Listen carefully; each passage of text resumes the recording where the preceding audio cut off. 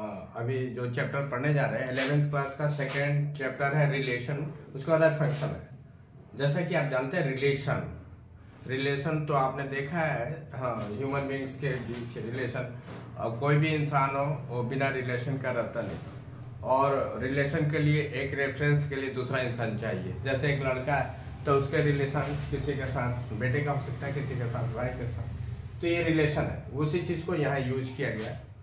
और यहाँ दो गिवन डिजिट हैं, उनके बीच क्या रिलेशन होता है, कैसे रिलेशन हो तो क्या रिप्रेजेंट करते हैं, इसके बारे में पढ़ेंगे। तो इसमें पहला चीज है ऑर्डर्ड पेयर। पहला चीज है ordered pair.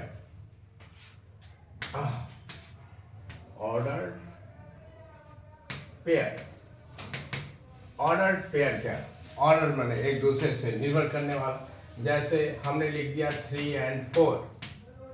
3 and 4 ordered pair है। इनको ऑर्डर पेयर करेंगे कैसे? कार्टेशियन प्रोडक्ट में आप देखते हैं, ग्राफ बनाते हैं कोई 1 2 3 4 1 2 3 4 5 ऐसे।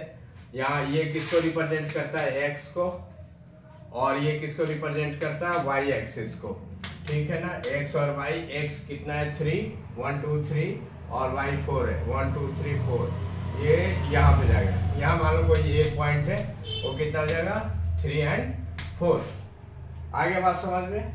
ये दोनों एक दूसरे से रिलेट कर रहे हैं ना। केवल यहाँ पे अगर हम 3 लिख देते हैं उसका कोई मीनिंग नहीं होता, केवल 4 लिख दे कोई नहीं, एक दूसरे से रिलेट कर रहे हैं, तब जाके एक पॉइंट फॉर्म कर रहे हैं जिसका नाम है।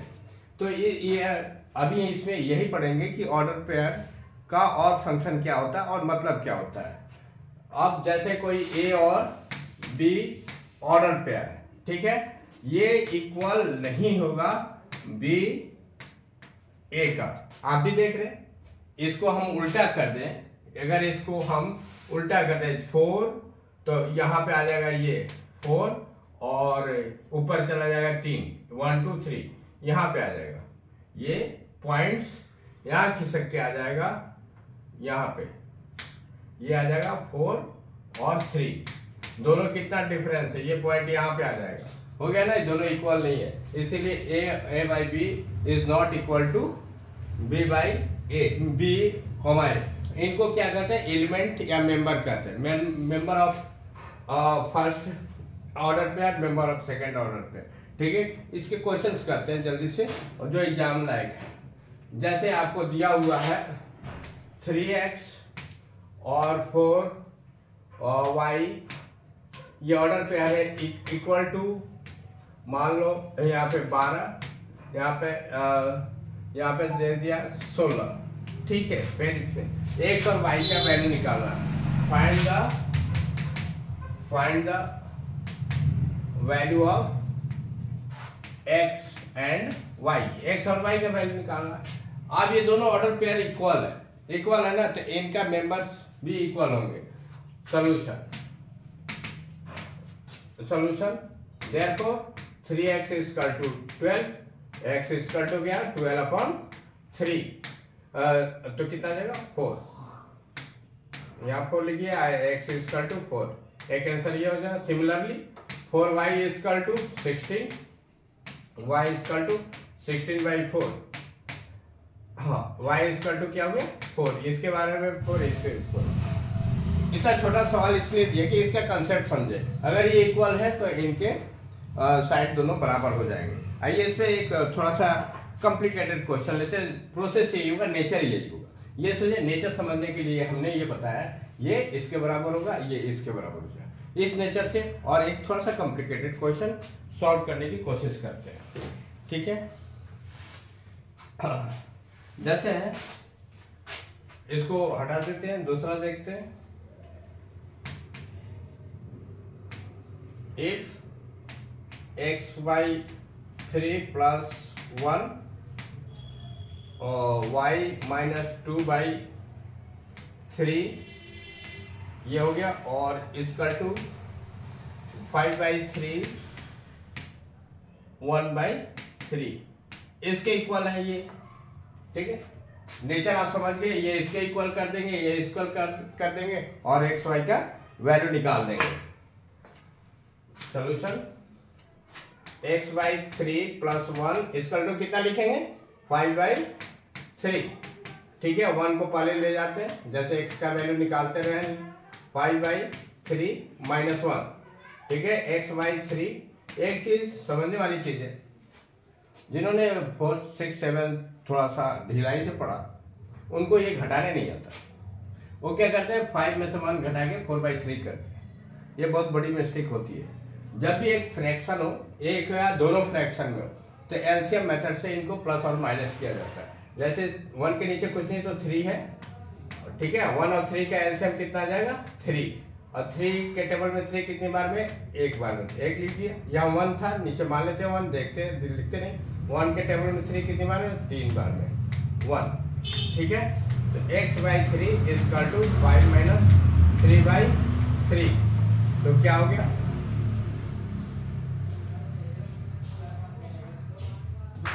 ये x/3 2/3।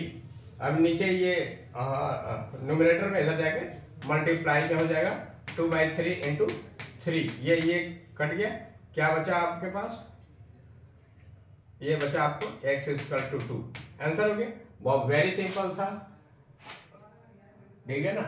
उम्मीद है आपको समझ में आएगा। ये पूरा सेक्शन इसके बराबर हो गया। ऐसे हम y का वैल्यू निकाल देते हैं सिमिलरली।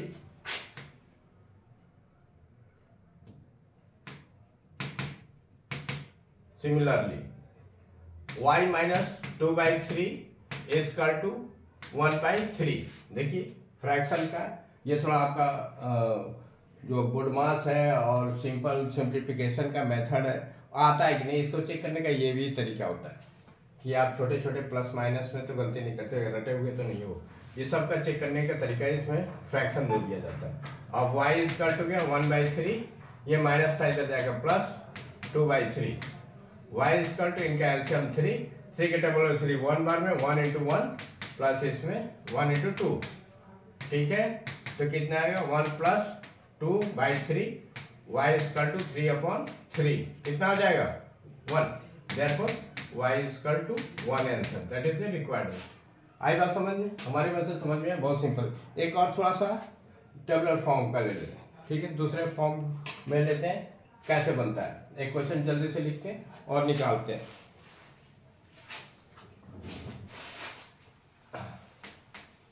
लिखा हुआ है एक्सप्रेस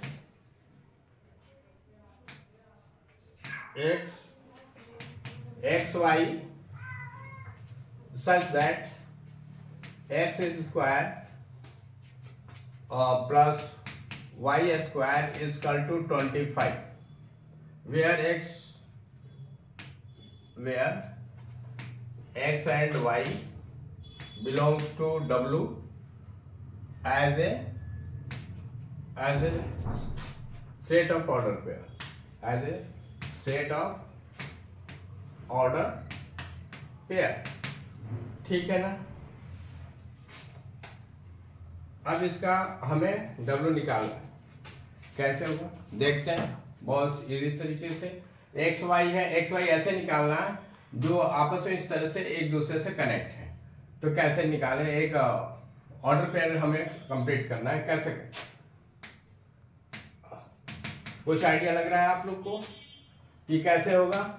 थोड़ा सा दिमाग पे जोर डालिए। अगर तुरंत बना दूंगा तो कोई लोड ही नहीं होता। जब तक दिमाग पे थोड़ा भी लोड नहीं हो पड़ेगा याद नहीं रहेगा, समझ में नहीं आएगा कैसे करेंगे। हमारे पास गिवन क्या है, since given x square plus y square is equal to 25। अब ऐसा लिखते हैं एक्स और वाई का वैल्यू निकालते हैं। पुटिंग एक्स इक्वल टू 5, थोड़ा सिंपल होते जाए तो क्या हो जाएगा 5 का square plus y square equal to 25। ये 5 है, ये 3 नहीं समझना। 25 plus y square equal to 25, तो वाई स्क्वायर इक्वल टू 0। ये 25 इधर जाएगा तो वाई बराबर 0 आ गया। ठीक है, आई बात समझ में। अब दूसरा एक तो ये ले लेते हैं, एक पॉइंट होगा। दूसरा एक्स इक्वल टू 4 रख देते हैं। एक्स इक्वल टू 4 रखते हैं तो क्या हो जाएगा 4 square plus y square equal 25, तो 16 plus y square equal to 25 है, 6 नहीं है, 25 है। थोड़ा हैंड राइटिंग ऐसा हो जाता है, उसको कंफ्यूजन में ना रहेंगे। Y square is equal to 25, ये प्लस है, इधर जाके माइनस, सॉरी कितना है, 16 है, 16 हो गया। Y square is equal to 9 आ गया। ठीक है, देखिए कैसे किया, क्योंकि कभी कभी उसके सामने जाना पड़ता है तो आपकी नजर नहीं पड़ती, तो इसलिए हट जाते हैं कि आप देख लो। बहुत सिंपल इसका मैकेनिज्म है। और स्क्वायर उधर जाएगा तो रूट हो जाएगा 9, तो y इक्वल टू क्या आ गया, 3। तो हमारे पास ऑर्डर पेयर क्या है, पहला ऑर्डर